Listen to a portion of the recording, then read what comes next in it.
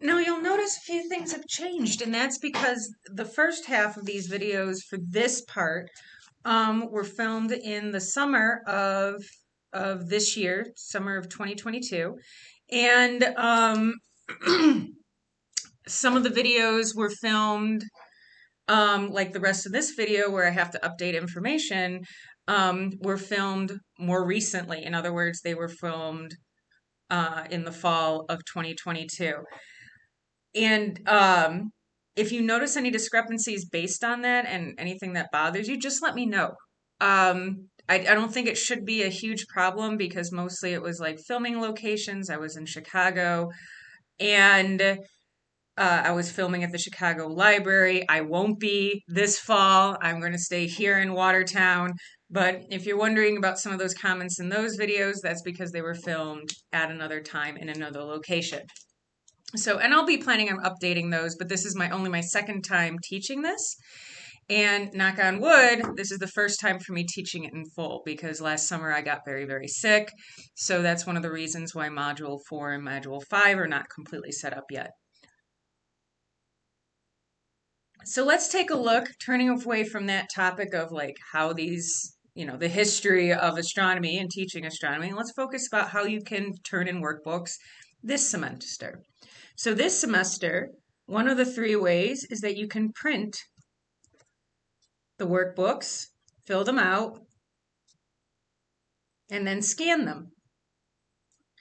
Now, you can always scan them at the JCC library or other libraries. We do have a free scanner, but I think most students find it easier to use their phone.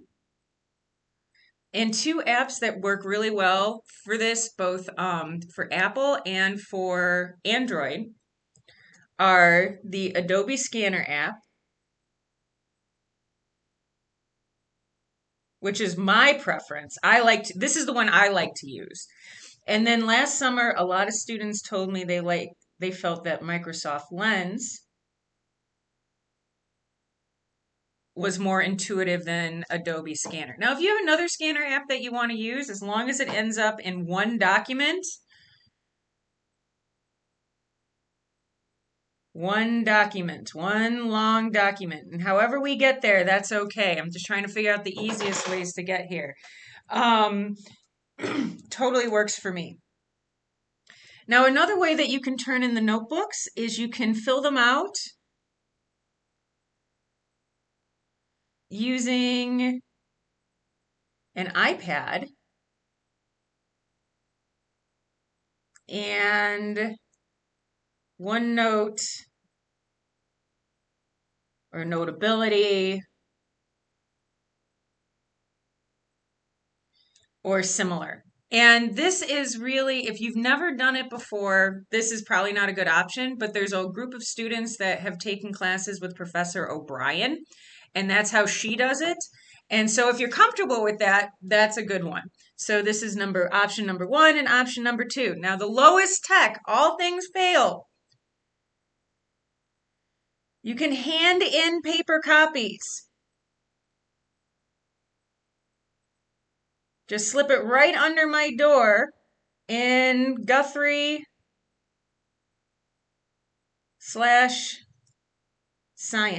And I'm also happy, my office is 2121. I'm also happy to run off copies of these. So this semester, it's not like I'm in Chicago or something. I'm here in Watertown. I am absolutely happy to run you off some copies. All right, so now let's talk a little bit about how things like this work. So you'll notice that this is a workbook question. This acts as a mini quiz. There's another one at the end. So this mini quiz is asking, I am figuring out, do you have the equipment you need and the skills you need in order to complete this course? So I asked you to demonstrate how you will color code your diagrams by coloring the rainbow below: red, orange, yellow, blue, green, indigo. You can use a different color for indigo, violet. So this is really me just testing to make sure that you have those colors. So just to show you what I'm looking for. Wow. Movie magic, right? Okay. So, I made that, I know it's a little goofy, but and you definitely don't need to make the sunshine smile. That's pure me. But I just want you to do this, and it's got to be in some kind of colored pencil, or show me how you're going to do it with your iPad or something like that, simply because some of the diagrams are going to require color. A lot of the diagrams are going to require color coding, and we're going to sketch out certain phenomena to make sure that I can tell what you're drawing. You can't just put it in pencil and put like blue. That's not acceptable. So you got to show me how you're going to use this color coding. Now, if you're color blind, email me. We'll work out another sort of color color scheme. Last few important points before we get started. All modules are due on Thursday, although because I am not a jerk, we skip Thanksgiving.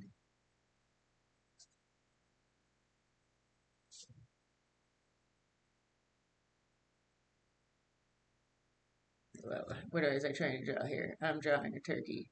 This is the world's worst turkey. Okay, that's my little turkey right there. So we skip Thanksgiving. Have a good time, but every other Thursday, starting Thursday,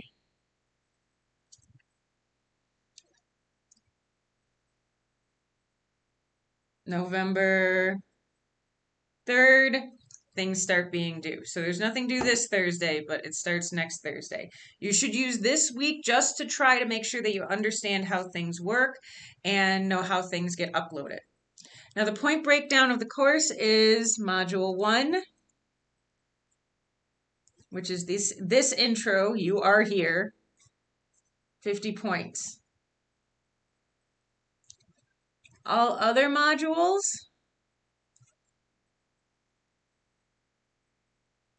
are 85 points. And that point breakdown is reading quizzes. So you're supposed to read the book, or at least read something so you can answer the quizzes.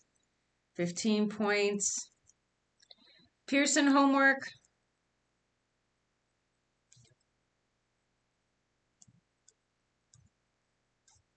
15 points. Discussion board.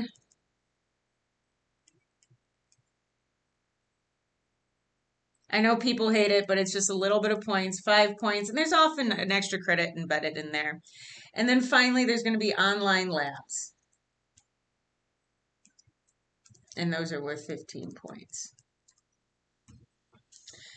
So, anything that doesn't make sense here, don't be afraid to email me. Now, the last page of this workbook is your second quote-unquote quiz question, where the majority of the points for this one come from. Tell me a little about you. Tell me a little bit about yourself. It doesn't have to be in detail. Don't reveal anything you don't feel comfortable revealing to me. But let me know. I really want to know. You can cover, please try to cover all of these points. But not saying nothing is okay, but don't just put nothing. Like let me know at least something about you, because it's online and it's hard to get to know people this way. So that's it. Welcome to my fabulous office. That's it for right now. I think you have enough to get you started. Don't be afraid to reach out to me, and I will see you online.